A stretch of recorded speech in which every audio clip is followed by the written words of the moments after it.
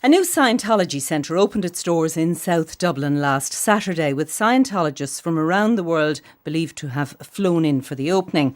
The controversial new venue comes complete with a 1,000-seat grand auditorium.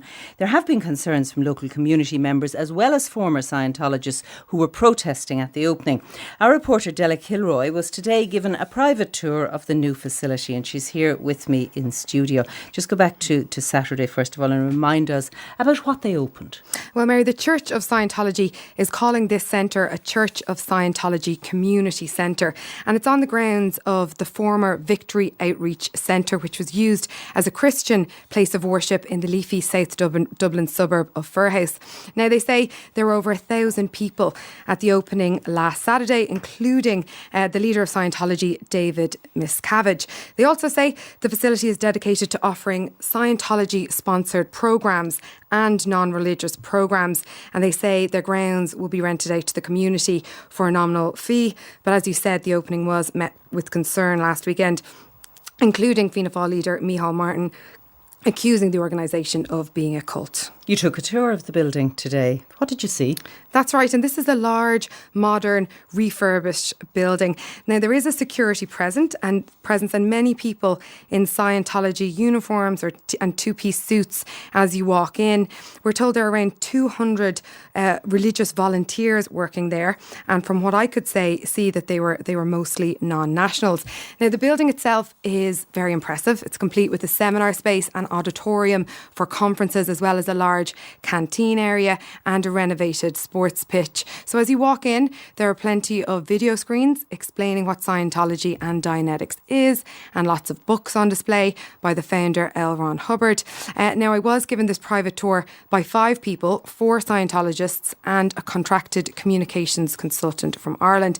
Erin Banks is the international spokesperson for the Church of Scientology, and she was one of the 5 that showed me around this afternoon. Great. So we're here at the Church of Scientology and Community Centre, Dublin. We have over 500 informational videos on our displays here. They're translated into 20 different languages, including Irish, Polish, and Lithuanian. And this information centre is open all day, every day, 7 days a week. And the whole concept is that anyone can walk in, take a tour around. It's a self-guided tour. Yep. So as we walk through here, we have our Truth About Drugs program, which is our drug education. Just around the corner, we have our morals program, and around this corner here is our human rights program. We have the Youth for Human Rights and United for Human Rights that we sponsor, and the staff are religious volunteers, and they're part of the team here that's making all of the facilities available. We're walking into the auditorium here. This is a 1,053-seat auditorium. It's quite expansive. Why was this site chosen at the price of around $6 million, and how's it being funded? We know it had been closed for a while. We wanted to bring this facility back to life as a home for the community. Scientologists from all around the world, from over 150 countries, contributed to make this possible. You also opened a national Scientology office in Dublin last year. Some have speculated that the organisation is simply operating as a business in Ireland, planning to rent out the facility. What would you say to that? It's definitely not.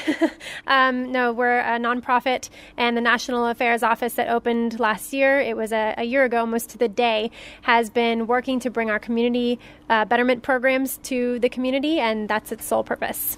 There were protesters outside the venue on Saturday when it opened, and Fianna Fáil have labelled Scientology as a cult in Ireland. How have you responded to these concerns? It's just a publicity stunt capitalising on our event. We had about 1,200 people here, so yeah, everyone's welcome, and our doors are open. We look forward to reaching out to the community. Mary, when I asked if the aim was to get more of the Irish public involved in Scientology, I was told it was a natural course, that people will become interested, but their focus, they say, is on simply working with the community. Now, I also was given a tour of their upgraded sports pitch, and this is aimed at local youth groups. I did put it to Erin, who you heard there, that with, for example, their now famous personality tests going on inside, some locals told me that they were concerned about possible brainwashing. And now, she said this this was totally ridiculous, and again reiterated that everyone was welcome within the community. What else did they tell you about why this location was chosen? Not much, other than wanting to work with Irish communities. Again, they also said that L. Ron Hubbard had lived and worked in Merrion Square in Dublin in 1956, and they say it was in the spirit of that they opened here. Some have, however, found this puzzling, as the last census recorded just 87 Scientologists living in Ireland, although they say that this figure is out of date. What's the reaction in the local community? Well, there have been concerns and reports of leafleting by Scientologists in the local area already. Fine Gael Councillor Brian Lawler was given a tour of the facility just before I was this morning, and I spoke to him just after he came out. The Victory Centre was opened 10 years ago for a Christianity church. It was operating up to 3 years ago. Got into financial difficulty and it closed down for 3 years. It was up for sale through NAMA, and it was sold off to a vulture fund in the UK, and there in June I announced that the Church of Scientology had purchased it. Were there any initial concerns before this planning permission was given? The original planning was designated as a place of worship, so they have kept the planning exactly the same way. There was originally a camogie pitch in the original planning, and they've redeveloped as a camogie pitch, exactly the way the original planning was. Yeah, I received over 100 emails from originally when it was announced in June, from mothers, fathers, family concerned about the training and personal development that the church do. You were given a tour today with some members of the community.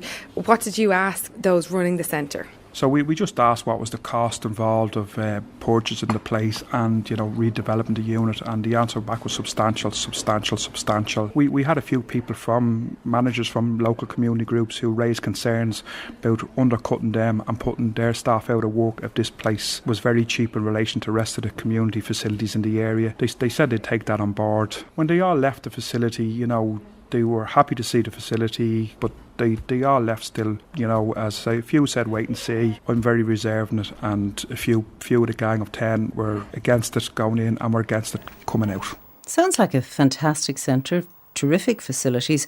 What about funding? Do they tell you how they fund it, how they fund day-to-day operations? Well, as you heard Brian explain there, we didn't get many concrete answers. I asked them this as well, and they said the day-to-day running of the facility is simply funded by the church itself. And now we know that there are over 200 religious volunteers running the place as well, including their visual team on site. And I was told that some of those had been trained on audio-visual communication in the USA. Also, the Church of Scientology doesn't have a religious or charitable status in Ireland, and its registered company here did record a profit last year. Now, today I also spoke to a community leader. He was given the tour with Councillor Brian Lawler today. Noel runs the Men's Shed group in the area. Yeah, Noel is my name, and we were on a tour of the Scientology building in Fairhouse this morning. Now, it's just an awesome building. A huge amount of money must have gone into it. The only problem I'd have with it is that Fairhouse is well served by the GA clubs and community centre. We have our own community centre, and this is pitched as a community centre as well, and we want people to use it as a community centre, and they're going to be open from 9 in the morning till 10 at night. That there is a fear that as we left it, no one was convinced that this was, there is an alternative motive attached to this, I think, And what kind of questions did you ask?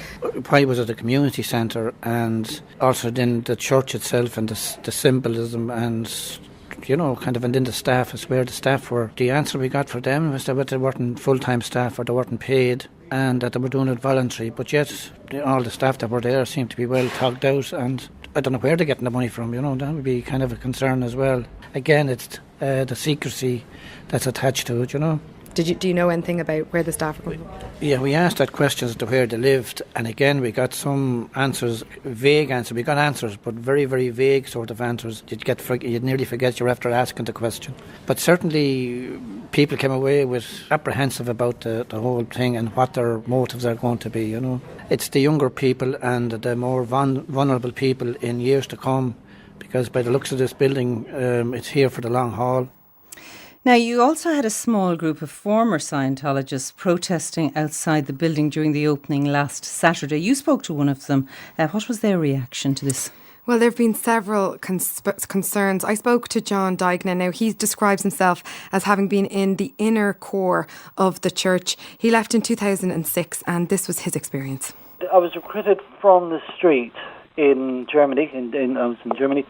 I went in as a slightly depressed young fella, and I came out a deeply traumatized, much older man, completely broke and with no career prospects or anything, no accreditations, nothing.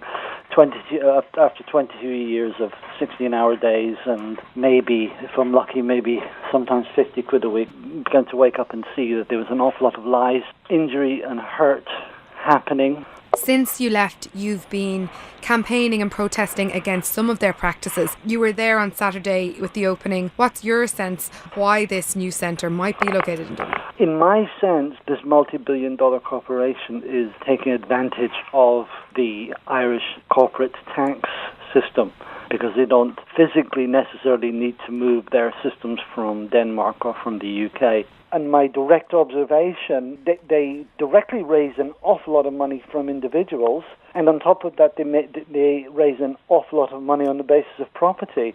There are around 200 religious volunteers now working in the centre. Actually, I recognise some of them as my former comrades. For instance, one day I was with my fiancée in England. The next day I was on a plane about to spend, up to 2 years in Africa. So these people just get ordered around, But look, you're not going to see that on their faces. They all look very happy, That's what public relations does. And for Scientology, it's worth it financially. There's strong allegations from a former Scientologist, Stella. What has the organisation said about this? Mary, they simply told me that there had been strong interest from international religious volunteers wanting to come to Dublin. And again, they deny working as a corporation for profit in Ireland. All right, Della Kilroy, thank you very much. You can see pictures, by the way, from the centre. They're posted on our Twitter at DriveTimeRTE.